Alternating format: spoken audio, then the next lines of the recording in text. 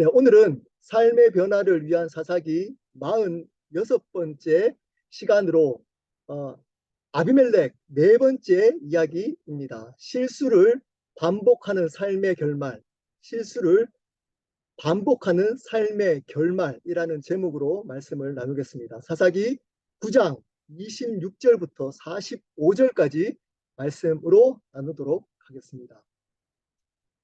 우리 모든 인간은 저를 포함해서 목사를 포함해서 모든 인간은 실수를 합니다.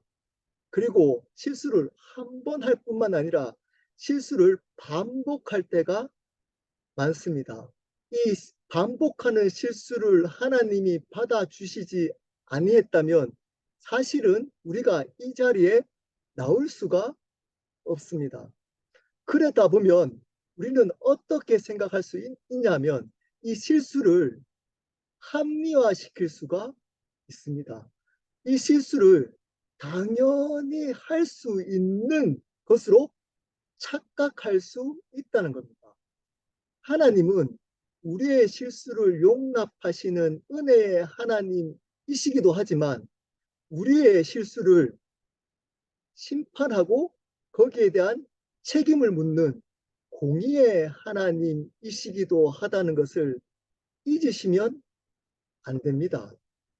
우리가 어떤 실수를 해서 그 대가 지불을 했다면 여러분 그 대가 지불을 한 그 실수는 반복하지 않도록 노력해야만 합니다. 그렇게 반복하는 어리석음을 가지시면 안 되는 겁니다. 그 실수에 대한 열매를 하나님은 우리에게 물으시기 때문입니다. 오늘 말씀을 통해서 그 삶의 실수를 반복하는 삶의 결말이 어떤 것인지를 알아보도록 하겠습니다. 아비멜렉은 자기가 왕이 되기 위해서 형제, 배다른 이복 형제를 70명을 죽이고 왕에 오릅니다. 왕에 오를 때 세겜 사람들을 설득해서 자기와 친족이라는 것을 강조해서 왕에 오릅니다. 그런데 거기서 70명 중에 살아났던 요담이 이 아비멜렉에게 대한 것들을 비판하고 도망갑니다. 근데 그리고 난 후에 3년이 지나고 나서 세겜 사람들이 아비멜렉 사람들을 공격하는 일이 생깁니다. 왜 그랬을까요?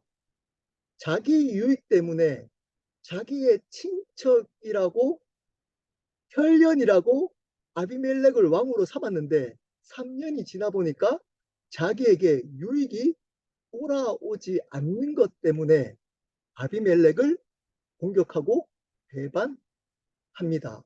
그 이후의 이야기입니다. 우리 한 절씩 보도록 하겠습니다. 26절입니다. 에벳의 아들 가알이 그의 형제와 더불어 세겜에 이르니 세겜 사람들이 그를 신뢰하니라.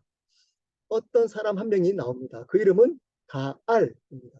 그 사람이 형제들과 함께 세겜으로 이사를 왔습니다. 근데 세겜 사람들이 그 가알을 좋아하기 시작한 겁니다. 그 가알을 신뢰하기 시작했습니다. 분위기가 심상치 않죠.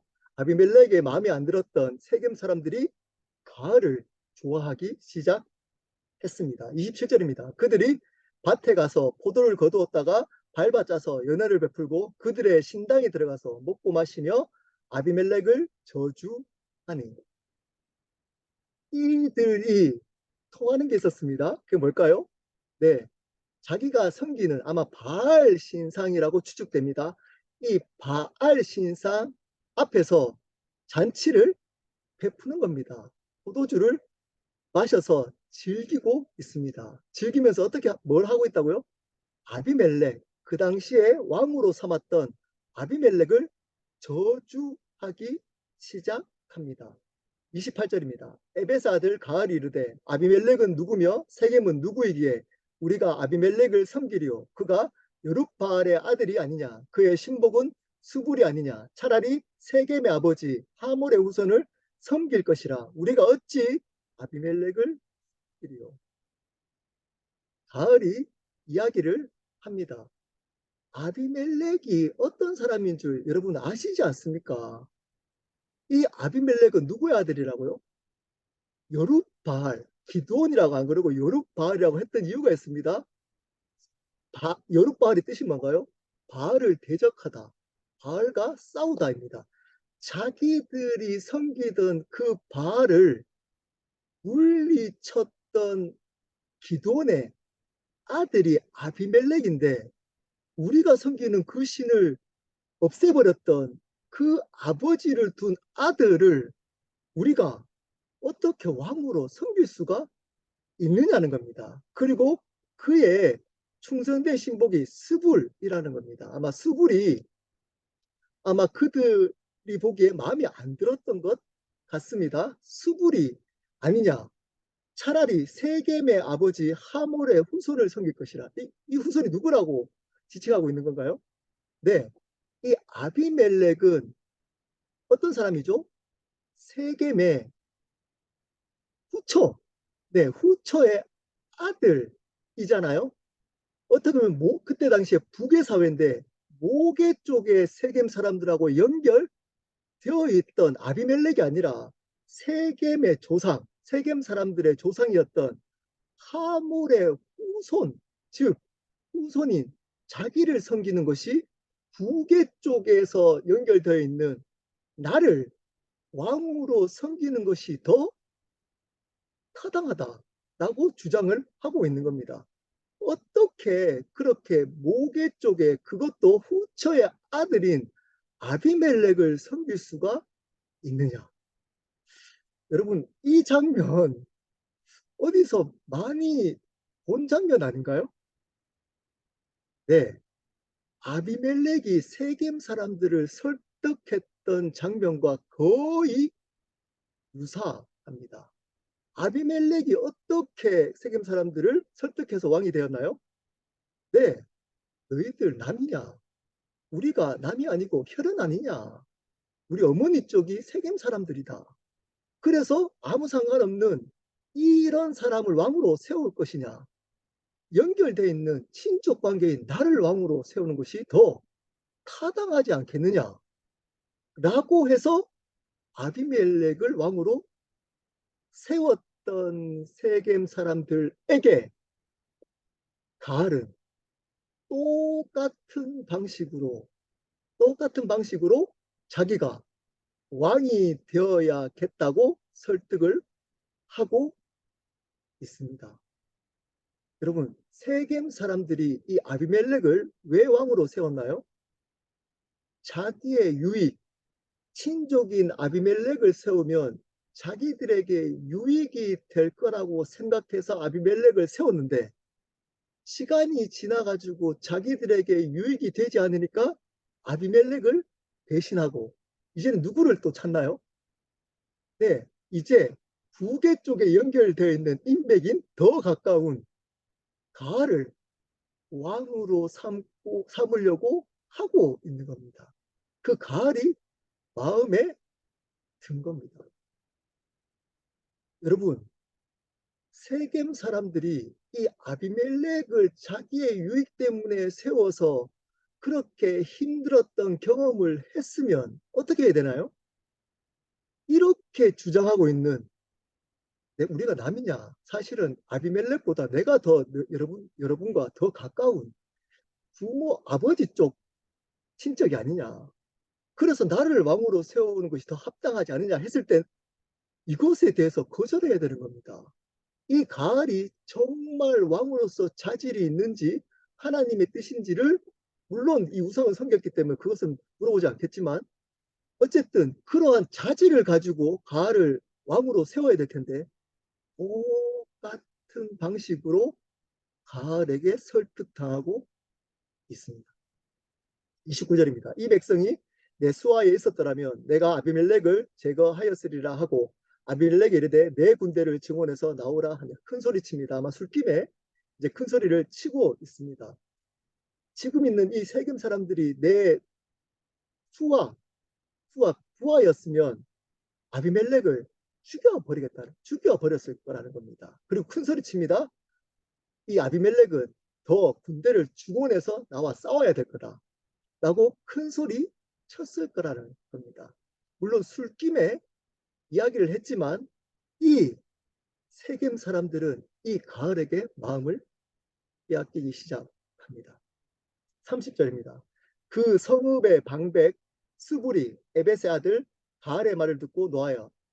앞에서 신복, 그 아비멜렉의 충성된 부하라고 했던 스불이 그 소식을 들었습니다. 그래서 화가 난 겁니다. 31절 사자들을 아비멜렉에 가만히 보내어 이르되 보소서 에벳의 아들 가알과 그의 형제들이 세겜에 이르러 그 성읍 당신을 대적하게 하니 32절 당신은 당신과 함께 있는 백성과 더불어 밤에 일어나 매복하였다가 33절입니다. 아침 해 뜰 때에 당신이 일찍 일어나 이 성을 엄습하면 가알 및 그와 함께 있는 백성이 나와서 당신을 대적하리니 당신은 기회를 보아 그에게 행하소서 하니 그 충성된 부하였던 누구죠? 그 갑자기 생각이 안 나네요. 누군가요? 네, 수불. 네, 수불.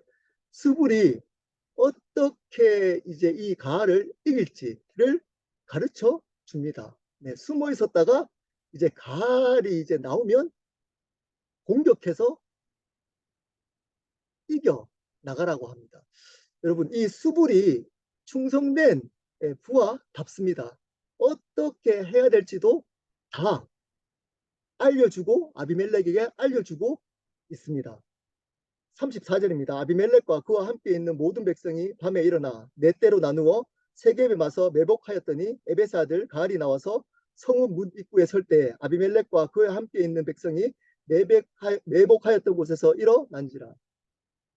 그렇게 수불이 가르쳤던 대로 아비멜렉은 매복하였다가 가알과 그의 형제들을 기다리고 있습니다. 그 다음날 아침에 그 가을이 성읍 문 앞으로 어떤 이유인지 모르지만 나옵니다. 자, 근데 여기서 반전 하나가 나옵니다. 36절입니다. 가을이 그 백성을 보고 스불에게 이르되 보라 백성이 산 꼭대기에서부터 내려오는도다 하니 스불이 그에게 이르되 내가 산 그림자를 사람으로 보았느니라 하는지라. 여기 반전이 어떤 반전이 나오나요? 네, 스불이 가을과 함께 있습니다. 스릴러 영화 같지 않나요? 스릴러 영화. 이 아침 일찍 성읍 문 앞으로 가을이 나왔을 때 그 아침 일찍 함께 나왔던 사람이 누구였다고요?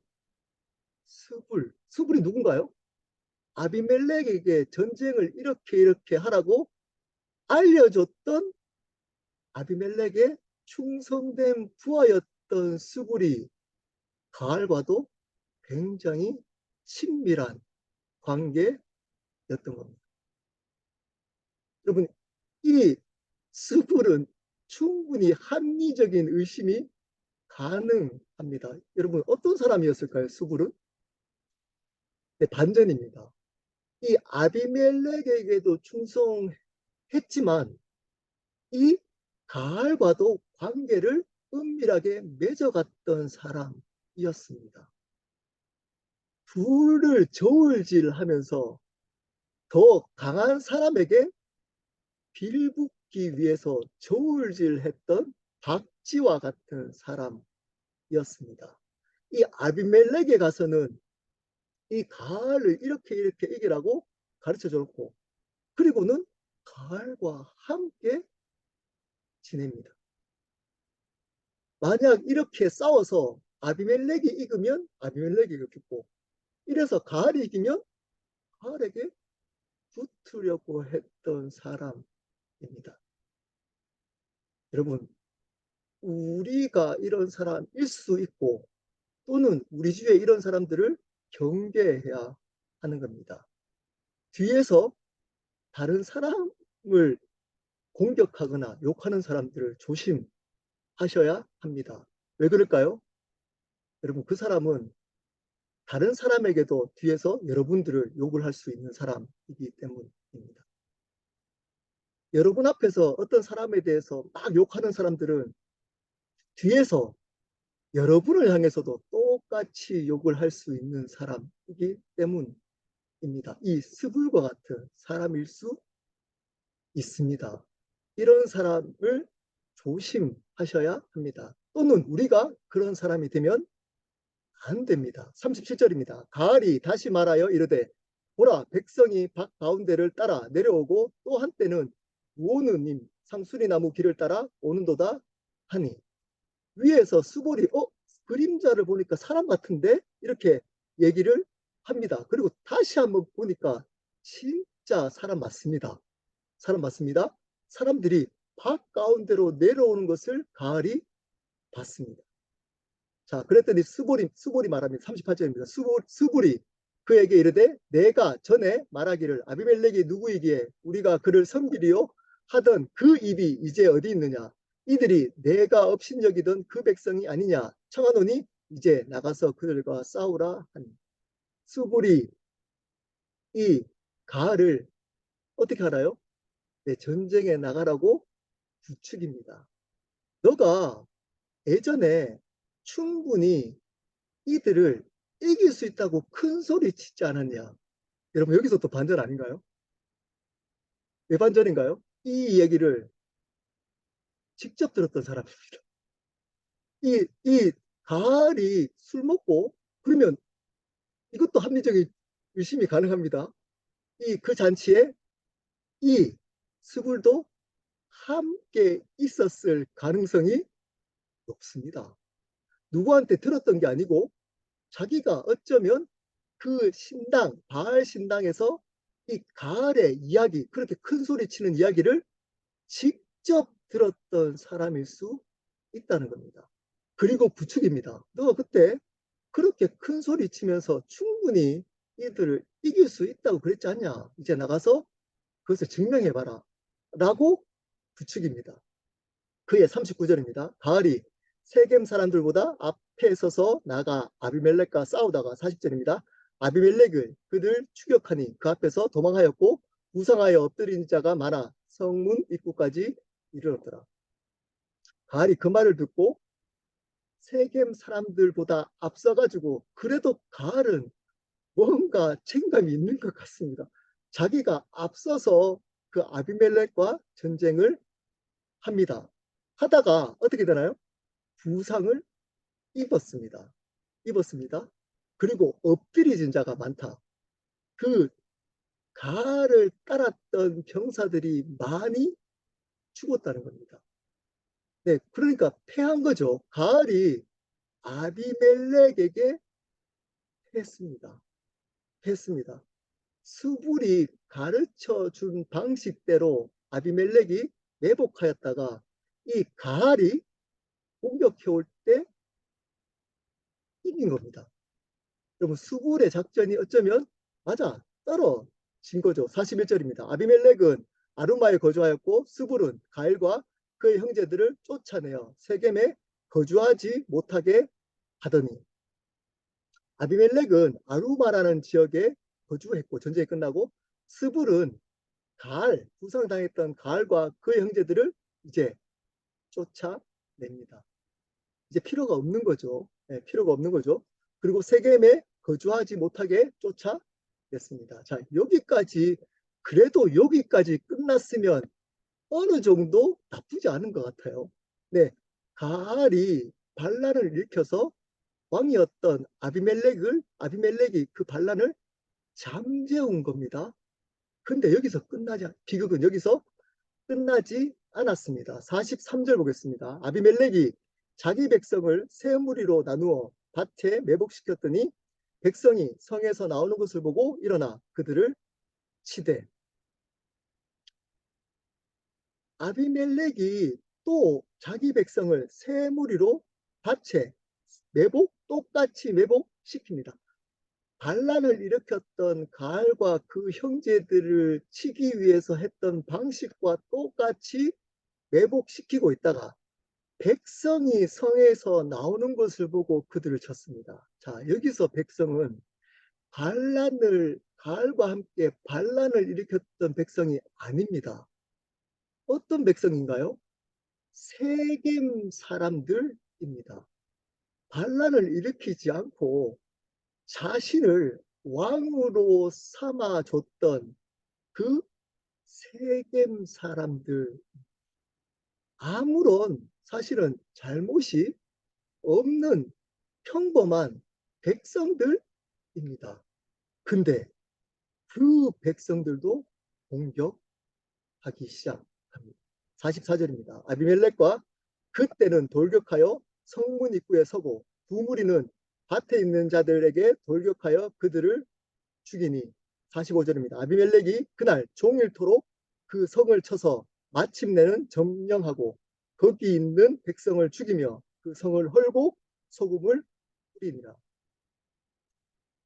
아비멜렉이 그 죄 없는 일반 백성들을 끔찍하게 죽여버립니다. 자기 때는 성문 입구를 막고, 그리고 두 때는 밭에 있는, 일을 밭에 있다는 말은 그냥 먹고 살기 위해서 일을 하는 사람들인 거죠. 그 사람들을 죽여버립니다. 그리고 거기서 끝나지 않고 그날 하루 종일 그 성에 있는 일반 백성들을 다 죽여버리고 그 성에 소금을 뿌립니다. 소금을 뿌린다는 것은 그 땅도 못 쓸게 만들어 버리겠다는 의도인 겁니다. 사람뿐만 아니라 그 땅도 전멸시켜 버립니다. 여러분, 긴 구절이지만 내용은 간단합니다. 어떤 내용인가요? 아비멜렉을 왕으로 삼았던 세겜 사람들이 이제는 가알을 또 왕으로 삼으려고 합니다. 그래서 이 가알은 반란을 일으키려고 준비하다가 스불의 계략에 의해서 아비멜렉에게 죽임을 당합니다. 그리고 거기서 끝나지 않고 세겜 사람들까지 아비멜렉은 죽여버립니다. 여러분, 이 말씀에서 여러분이 배울 수 있는 중요한 교훈이 뭘까요? 우리가 어쩌면 세겜 사람들일 수 있다는 겁니다. 이들은 분명히 자기의 유익 때문에 아비멜렉을 세워서 3년 정도는 아무 일 없이 편안하게 잘 지냈다가 3년 이후에는 이 아비멜렉이 자기들에게 아무 유익이 되지 않는 것을 알았습니다. 알았습니다. 아비멜렉은 정말 그 세겜 사람들과 더불어 함께 잘 살기 위해서 왕이 된 것이 아니라 자기 자신의 유익 때문에 왕이 된 겁니다. 그것을 경험했던 세겜 사람들, 그리고 죄 없는 형제들 70명을 바위에서 끔찍하게 죽였던 것들도 봤던 세겜 사람들입니다. 근데 이번에도 똑같이 가을이 자기와 관련이 자기와 친척 관계, 이제는 부계로 이야기하면서 더 이 아비멜렉보다 우리가 더 너희들과 더 관련이 있지 않느냐라고 설득을 하니까 그 설득에 당합니다. 분명 한 번 실수를 했으면 그 실수를 반복하지 않아야 됨에도 불구하고 똑같은 실수를 반복하고 있는 겁니다. 여러분, 이 실수 중에 가장 무서운 실수가 뭐였던가요? 네, 왕을 잘못 세운 겁니다. 이 세겜 사람들은 자신들의 왕을 뭐로 세웠나요? 자신들의 유익에 따라 왕을 세웠던 것이 가장 큰 실수였습니다. 이 왕을 잘못되게 세운 그 실수를 또 반복해서 왕을 잘못 세우려고 하고 있습니다. 우리도 마찬가지입니다. 왕을 우리의 유익에 따라 바꿉니다. 이 실수를 하나님이 가장 싫어하십니다. 하나님만이 왕이 되으셔야 하는데 우리 삶 가운데 왕을 우리의 유익에 따라 계속 바꾸는 실수를 반복합니다. 결혼하기 전에는 사랑하는 사람이 내 삶의 왕이 됩니다. 결혼하고 나서는 자녀가 왕이 됩니다.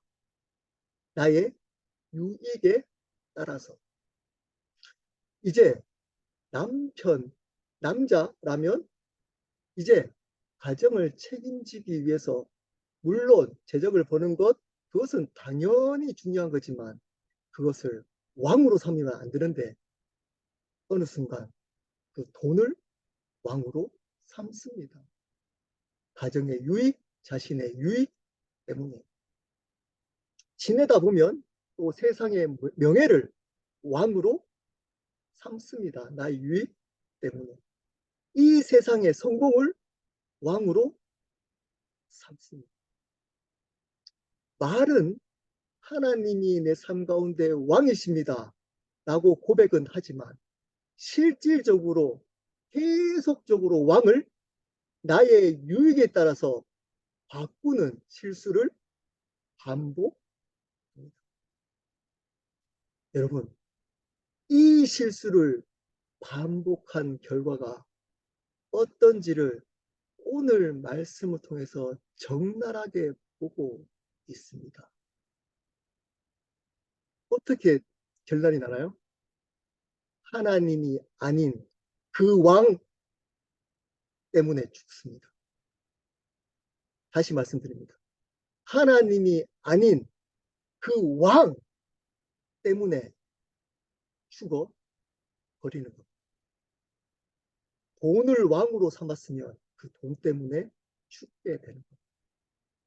사람 관계를 왕으로 삼았으면 사람 관계 때문에 우리는 영적으로 죽어버리게 되는 겁니다.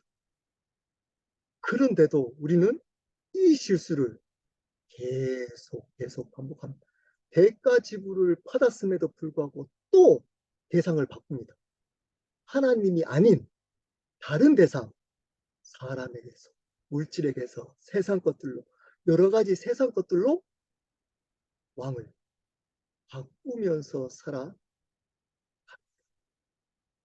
여러분, 그렇게 되면 여러분이 왕으로 삼았던 그것 때문에 여러분이 죽게 된다는 것을 잊지 마셔야 됩니다. 우리는 하나님만을 왕으로 삼을 때만 우리에게 영원한 생명의 역사, 그리고 생명으로 살아가는 참된 소망과 기쁨과 평안의 자유함의 역사가 있을 수 있습니다.